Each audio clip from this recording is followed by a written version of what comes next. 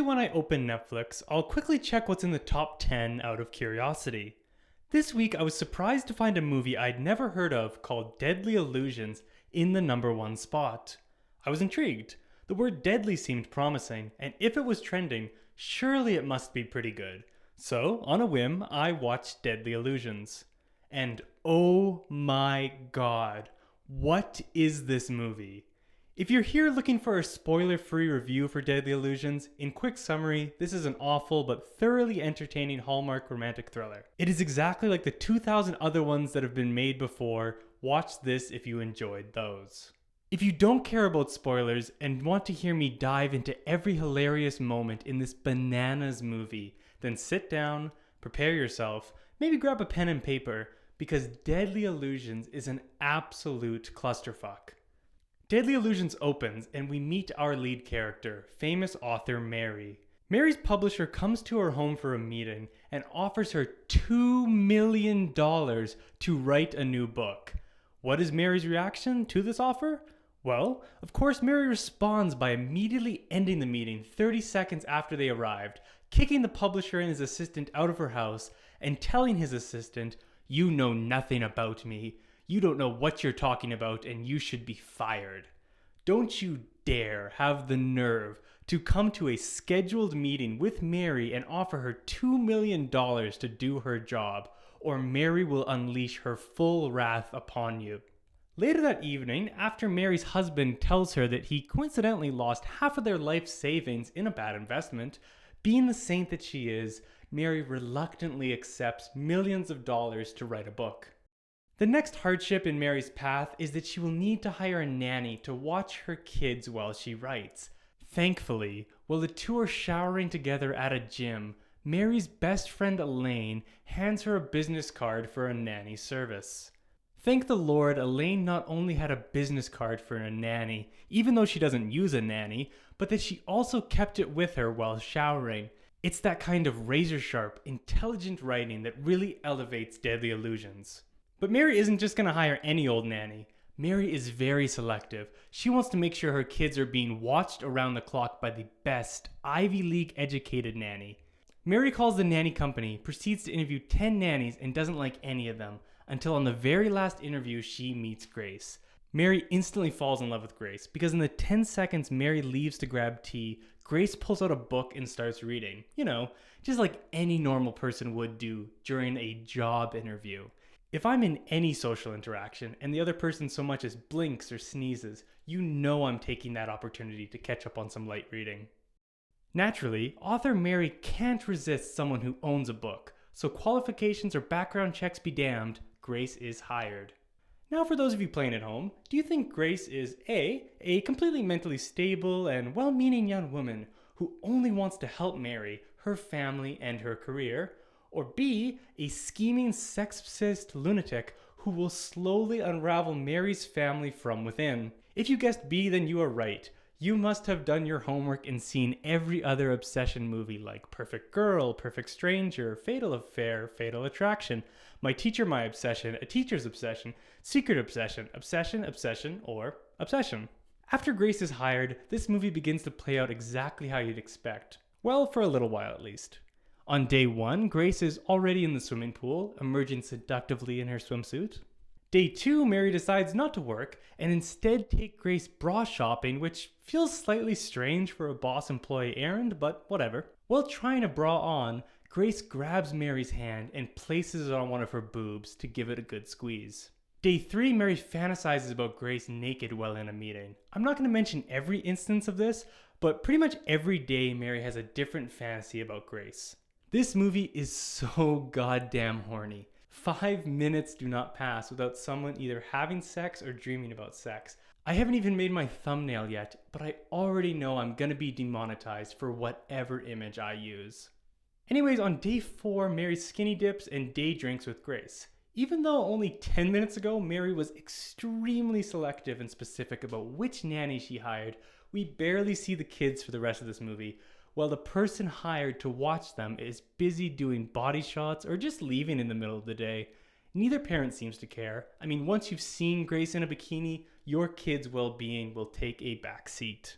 On day 5, things switch up a little bit. Now Grace and Tom go for lunch. They both order quiches and Bloody Marys, which is one of the weirdest food orders I've ever seen in a movie. Maybe that's just a personal thing. After their afternoon cheese pies and alcoholic tomato juice, Tom and Grace drive home and begin to flirt a little.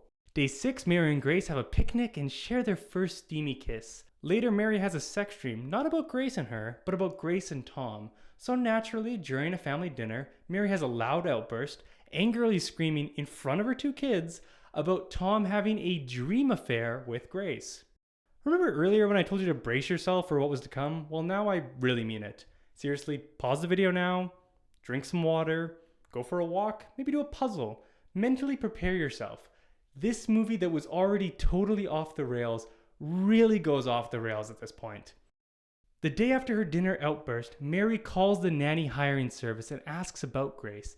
Just like so many movies before, the girl on the phone says, "This company doesn't even employ someone with that name." As if she's telepathic, Grace enters the room just when she says that, and Mary hangs up the phone.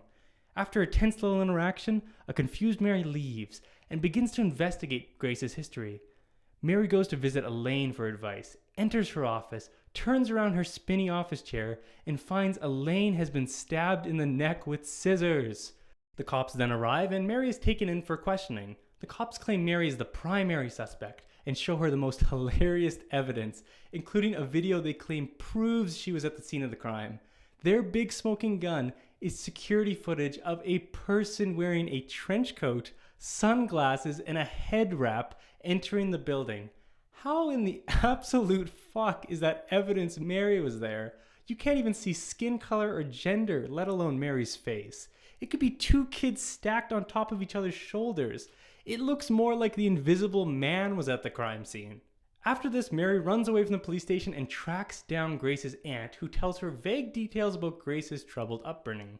We then get a flashback showing, shockingly, Grace is not the innocent girl we expected. It really has been Grace all along pulling the strings. Mary gets in her car and races home to save her family.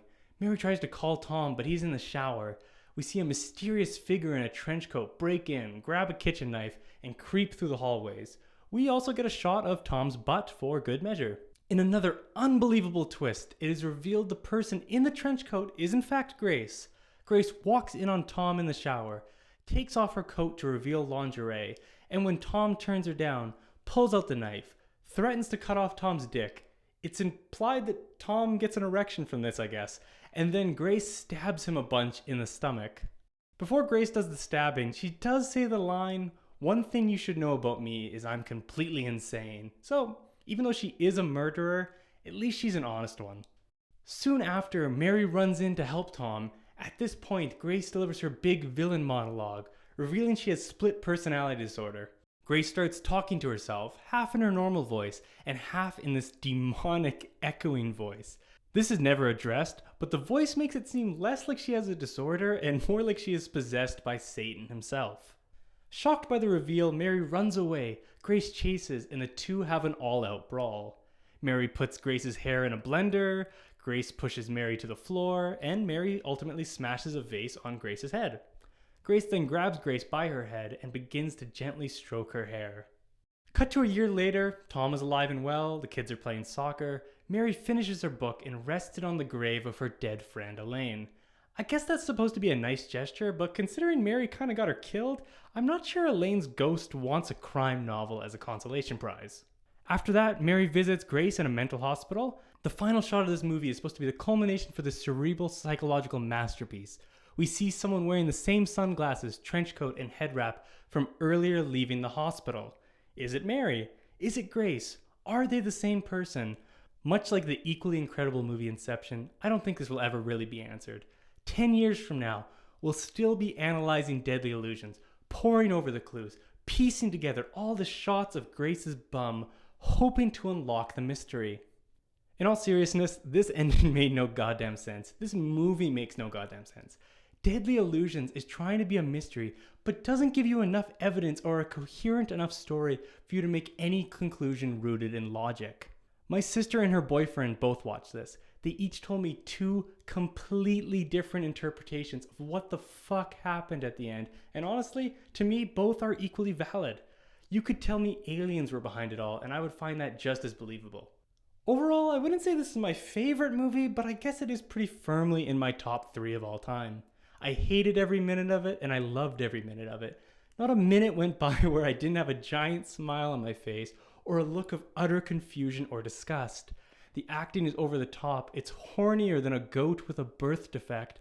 It feels like it was written 5 minutes before shooting started on a sticky note, and the relatively famous actors in this film their scenes at gunpoint. Deadly Illusions is simultaneously a fever dream and a wet dream. I can see why this is the number one movie on Netflix, and I hope it stays in the top 10 for at least the next few months, hopefully the next few years. If you want a terrible good time, check out Deadly Illusions for yourself. You will not regret it. If you like this video, please subscribe. I post new videos on Fridays, horror reviews, recommendations, and deep dives. As well on Mondays, I post quick 1-minute horror recommendations you can find on streaming services. I really do genuinely appreciate every bit of support for this channel. Thank you for watching, and I will see you next week.